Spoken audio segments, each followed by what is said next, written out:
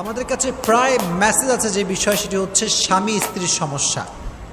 স্বামী স্ত্রীর মাঝে মিল নাই, ভালোবাসা নাই, মহব্বত নাই, একে অপরকে দুই চোখে সহ্য করতে পারে না। এই সমস্যা বাংলাদেশে আছে না নাই? আছে। মনে রাখবেন, স্বামী স্ত্রীর প্রতি কখন চাহিদা হারায় এটা জানতে হবে।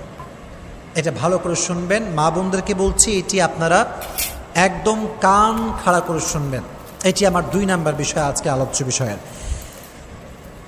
5টি কারণ আছে এরকম, যে 5টি কারণে একজন স্বামী তার স্ত্রীর প্রতি মন হারিয়ে ফেলে এবং কষ্ট পায়, এবং স্ত্রীর প্রতি তার যে ভালোবাসা এটা হারিয়ে যায়।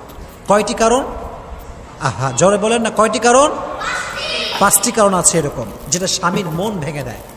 1 নাম্বার, স্ত্রীর প্রতি স্বামীর মন ভেঙে যায় তখন স্ত্রী যখন অবহেলা করে।